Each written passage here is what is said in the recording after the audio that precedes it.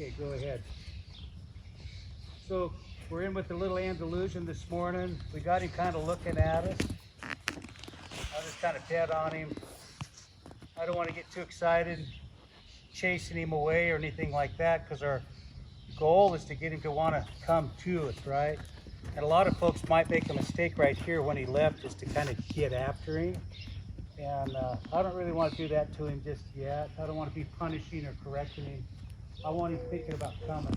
So yesterday we kind of introduced a little concept called the imaginary string. And I want you to watch this. When I step up to the front of him, and if he turns here, I might just turn him back here.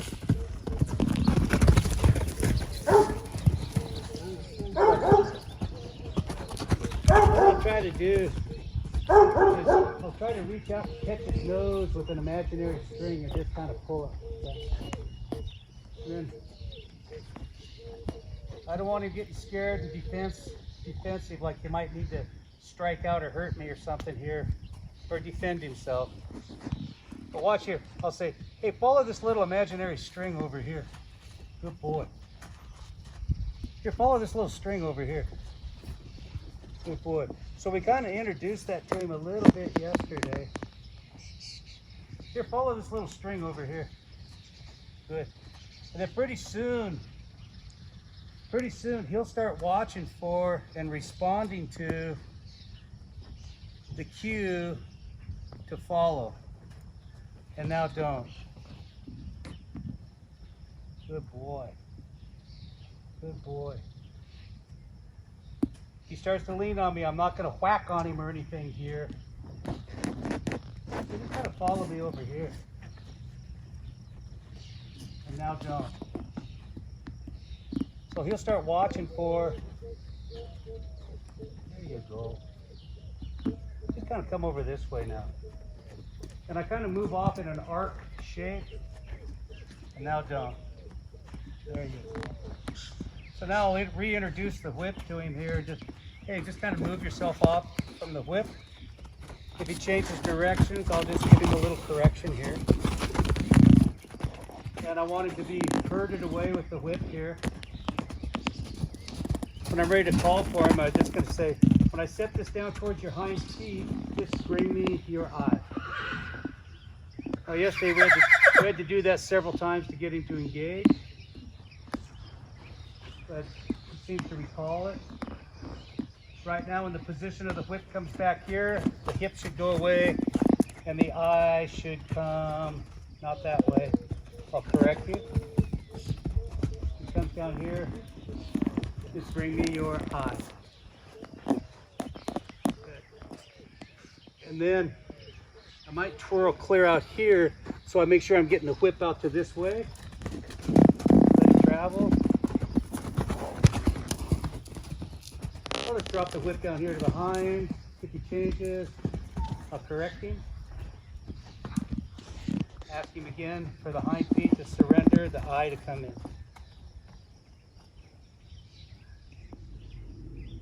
Just towards this hip, please. I want the eye to come right there. So if I set this down here, very good. That's all I'm looking for, is that little tiny response there. So if I come here, if I just put this towards your hind, the hind feet should move. I'll escort there. I'll give him that because the hind feet move first.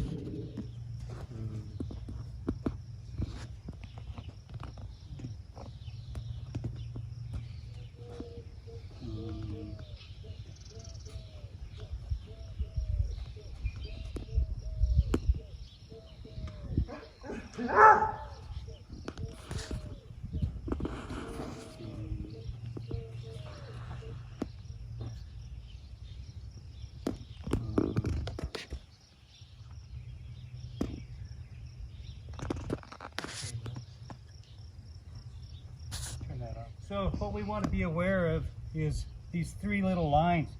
One that comes out of his shoulder and one at an angle from his hip. When I'm in front of this line, I'm communicating up front. If I'm at this little point or beyond, I'm communicating to his hip. sides, I'll try to go under his chin and kind of come up by his face here. Try to keep him from cutting me off on that right side. There we go. There you go. Ooh. Just try to stay out of striking distance there. Just try to stay to the side of him a little. There you go. And once I start in there, see, I'm committed to get in here and let him know all I want to do is pet you and walk away. So I'll just grab that cheek piece and kind of hold him. Get a little defensive here about getting his leg rubbed. Not there. There, when he didn't pick his foot up, that's where I quit. I'll try him again. So, first thing I'm going to show this colt here is when I come to the point of this triangle or a little bit beyond and step to my right, when my eyes go to his hip, he should move. If he fails, I may pick up this rope and twirl it and swing it and actually give him a little tap on the behind. Take a look, show the rope, twirl the rope. There. When his hip moved, I just went to neutral here. Loved on him for a second. Told him how smart he was. I'll step back. I'll take a look, show the rope. And right there, if he moves, I quit. Take a look, show the rope, twirl the rope at the hip. If he moves, I come to neutral, let him know I'm done with him. This side here is a little more touchy, but I want to get management of that hip before anything else. Hip with just my eyes. I take a look, reward the horse. Good. I don't try to control him through his face. Good. Come back. I'll take a look, show the rope, twirl the rope, reward the horse by throwing myself to neutral. Come in here, tell him how smart he is. So he's got a little licking and chewing going on there. There we go. So now I'm going to kind of get him to start going left and right. So when I point to my left, that's all I want to do. I point to my left, I'll show him the rope. I'm going to twirl the rope at this shoulder. When he leaves, I'll just let him go. I want him watching for this. Go to my left, or I'll show you the rope. I'm going to twirl the rope out here till you go left.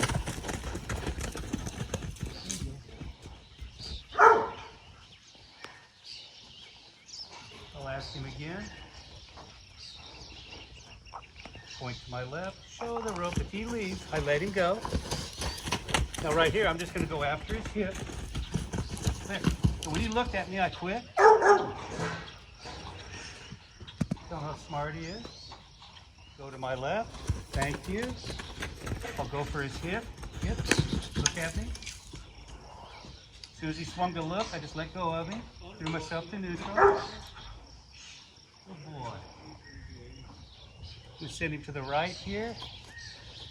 Go to my right, or I'll show you the rope. You'll be thinking left, because that's what we've been doing. Go to my right, away from the pressure. There you go. And go to my right, or I'll show you the rope. There you go. Hip. Try not to pull on his face. Go to my right. Go to my right. There you go. Go back to my right. There you go. I'll just ask for his hip. There you go. I don't want him scared.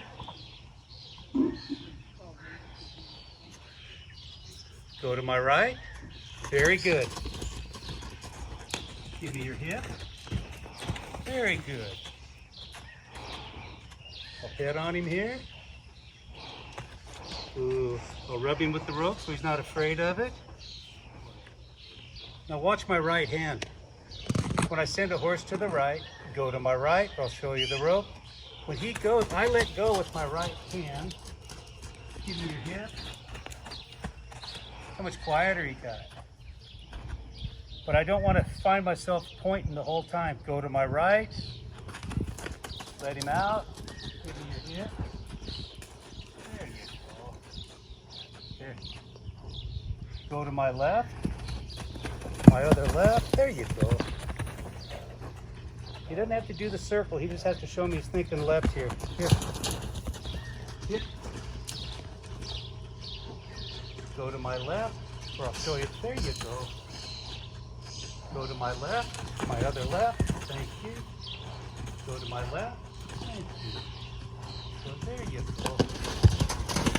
He's just trying to figure out what we're asking of him here. There you go. Go to my left. Give me your hip. Very good. Ooh, little colt. Ooh. So in all things horse, I want my horse to be watching for and responding to the tiniest cue I can give him.